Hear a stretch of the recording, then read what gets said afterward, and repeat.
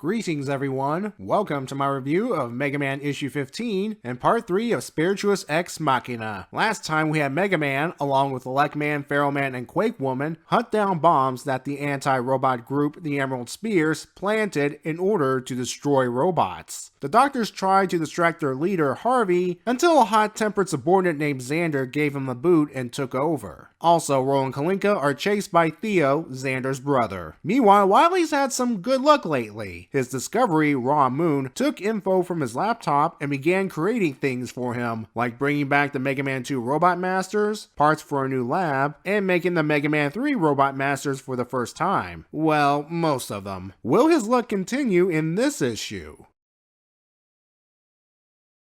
Our issue starts with Rock still using his civilian mode to trick the Emerald Spear guards. Yeah, one of the things I didn't mention in the recap is the idea that no robot can harm humans unless it's to save other humans. Thus, Rock is non-lethally getting the guards out of the way. In this case, by sealing them in a bathroom stall. Unfortunately, the guards catch on, so the trick's not going to work anymore. Goes to show how well Light built his Robo-Kids. The other Robot Masters are making progress with disabling the bombs, but they need to pick up the pace because the doctors are now dealing with a guy who wants them dead. Xander even goes as far as blaming Light for his injury during the first robot attack. True, it was Light's robots, but Wily was controlling them at the time. As Dr. Lalande tries to defend Light, Xander tries calling her out on her hypocrisy. Lalande clarifies her argument that robots should be seen as tools, and one shouldn't get too emotionally attached to their creations, because if put in situations where robots may potentially be lost, they would lose tools instead of sons and daughters. And we finally get the context for Lalande's argument. Turns out Quake Woman did have personalities similar to that of Rock and the other Robot Masters, until a geological disaster severely damaged her. Like any other mother, Lalande was worried for her safety. She tried to distance herself from her creation by stripping Quake Woman of her personality, but it didn't work.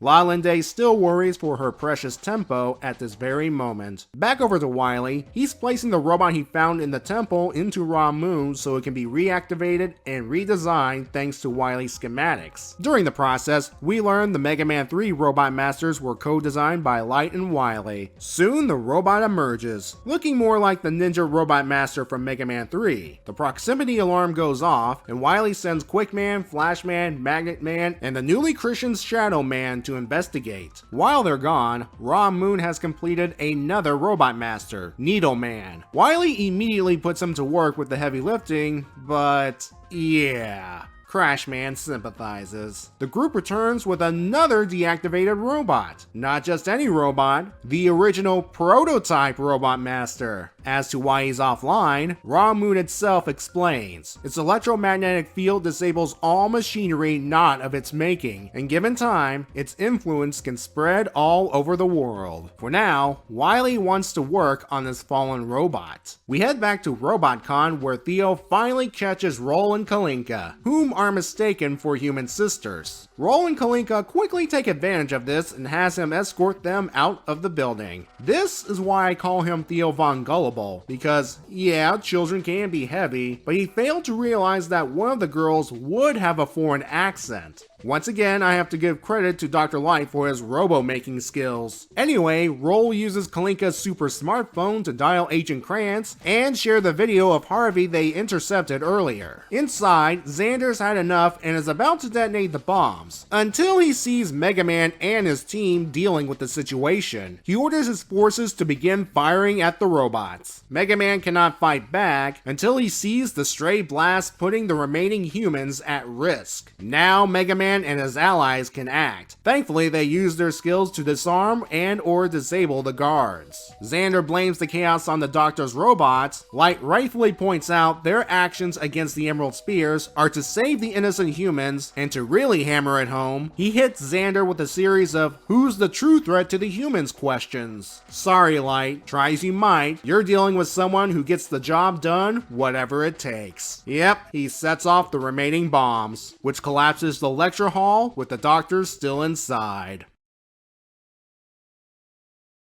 On Wily's end, it seems the creators are using that Shadow Man is an alien robot thing from the games. For those who don't know, the game continuity has this theory that Wily did not build Shadow Man, but found and modified him, and he possibly came from outer space. Does this mean, to reveal something early, that Shadow Man may be connected to Ra Moon since it also came from outer space? Other than that, Wily's plot continues hinting at games to come, including Super Adventure Rockman, which I mentioned last time, and possibly Mega Man 3, as hinted by the reveal of a certain red and gray prototype, last seen in issue 8. Though I think they are taking their time with these setups, with this panel of Wily and Airman being a bit of a wink and a nod to the audience. Back to the main plot, La Linde's revelation of stripping Quake Woman of her personality gives us an additional perspective of how their creators see their creations. Trying to ease her pain by making her robo-daughter more robotic appears to be sound, but ultimately it makes the pain worse. It's clear both Light and La Linde see their creations as children and worry for their safety. Dr. Light probably more so since he almost lost Rock in the last battle with Wily. Remember, they put time and care into making them, shaping them with their experiences. No different than having a human child like Dr. Cossack. Parents react differently to the potential dangers their children may face. The past 15 issues showed the hardships Rock went through, and Light and Roll were trying to be supportive, though I imagine there are times that underneath his optimistic demeanor, Light weeps for the path his robo-son took thanks to Wily. La Linde seeing her robo-daughter get into a geological accident was enough to do some alterations. Granted, we don't know how bad the accident was based on this panel. Based on her actions in this issue, she clearly regrets that decision. Cossack keeps his daughter safe by giving her a super smartphone, which is key to informing the police, and telling her to stay with Roll, Light's robo-daughter who is clever in her own right, as we've seen throughout the arc. Xander Payne. I get why he's going to such lengths to end robotics. He has suffered a traumatic experience during the first Wily attack and wants to nip advanced robotic research in the bud, but his mindset may, in the long run, hurt the human race. Let's say, if you ignore Light and Cossack having plot armor, he did succeed in taking out the doctors. Wily, the true cause of his pain, is still out there, and in time, will have the means to really screw the world over. Xander would have taken out the only chance the world has against this threat. We can kind of see a little of it when he sets off the bombs while humans are still inside. Humans, Mega Man, and his companions were saving once the Emerald Spears attacked. I think we all knew that was going to pay off eventually. There's also that little payoff of Simone trying to use her cattle prod taser on Elect Man, and she was probably under pressure during the situation. I'm giving this issue a 9. Things are starting to come to a head in the main plot, while the B plot has Wily in a better position than before. Told you luck is on his side right now. Unlucky at the moment are the 3 doctors who are trapped in the collapsed lecture hall. How will Mega Man and his friends save them? And will the Emerald Spears be brought to justice? We'll find out next time in the conclusion to Spiritus Ex Machina.